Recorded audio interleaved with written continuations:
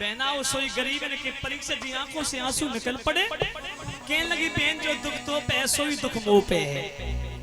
तू दुखिया मैं दुखिया, दुखिया के दुख को दुखी एक दुखिया ही जानता है।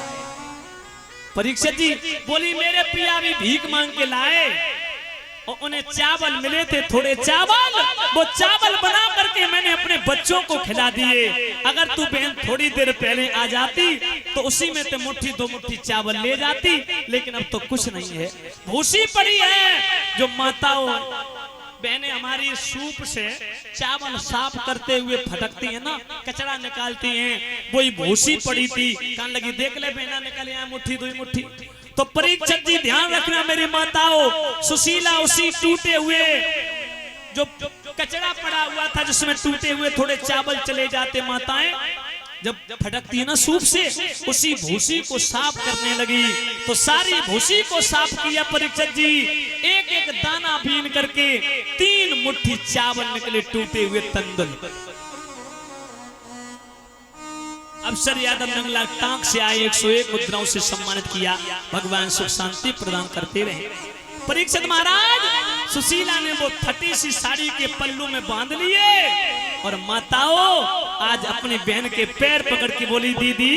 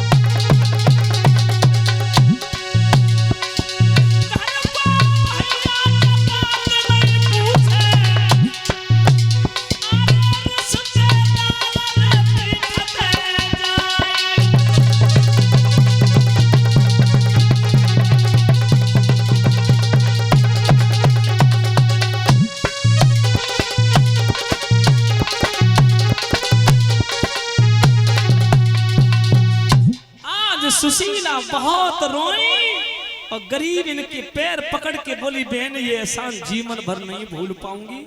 परीक्षित जी आकर के सुदामा जी को दे दिए वो टूटे से 3 मुट्ठी चावल।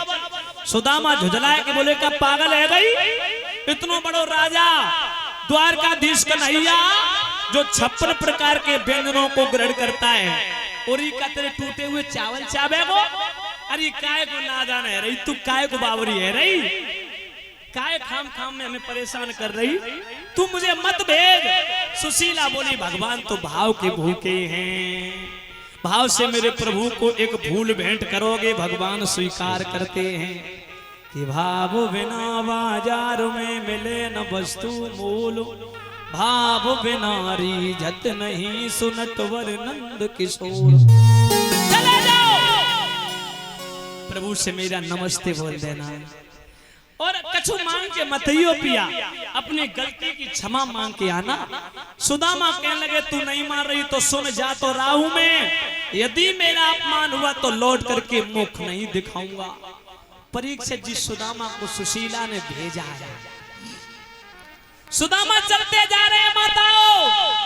परीक्षित जी एक नदी मिली, नदी जिसमें मल्ला नाव चला रहे थे। ध्यान रखना मेरे पिता तुल बुजुर्गों, मल्लाहों ने सुदामा को नाव में बैठाल करके पार नहीं किया। कहते तेरे पास में टका है, सुदामा बोलते भैया मेरे पास कुछ नहीं। जो सुदामा बोलते मेरे पास कुछ नहीं, सोई धक्का मार के निकाल देता है। बोले तेरे जैसे तो रोज आएंगे, मैं फ्री में उतारता रहूंगा तो कैसे होगा मेरे परिवार का भरण पोषण, कैसे चलेगी मेरी जीविका। उतर नीचे। परीक्षित जी सुदामा को मल्लाहों ने अपमानित करके धक्का मार के निकाल दिया। सुदामा बैठे हैं, रो रहे हैं, अब नदिया से पार कैसे किया जाए, क्योंकि परीक्षित जी नदी में अथाह पानी है। उसी समय भगवान ने देखा कि मेरा प्रिय भक्त सुदामा रो रहा है। ध्यान रखना, उसी समय मेरे भगवत प्रेमियों, आज सुदामा जी के पास में भगवान नाव चलाते हुए मल्लाह बन के आ गए। सुदामा बोले भैया ए मल्लाह, ओरे मल्लाह, ए भैया मल्लाह सुन, ए मल्लाह। भगवान ने अनसुनी कर दी। बोले ए मल्लाह थोड़ी दया ला। 3-4 बार भगवान ने जब सुदामा ने भगवान को पुकारा तब भगवान ने अनसुनी करते हुए कहा बोले ए मल्लाह थोड़ी दया कर रे, मुझे पार कर दे। भगवान मुस्कुरा गए। बोले तू कहां जाएगा भैया? बोले मैं द्वारकाधीश कन्हैया से मिलने के लिए जा रहा हूं, मैं उनका परम मित्र हूं। भगवान मल्लाह के रूप में बोले एक बात बताओ भैया, हम तुम्हें पार तो कर देंगे लेकिन तुम्हारे पास में नाव उतराई के लिए टका है? सुदामा बोलो सो कछुना है भैया। बोले कुछ ना कुछ तो देना पड़ेगा। सुदामा बोले मेरे पास कुछ नहीं।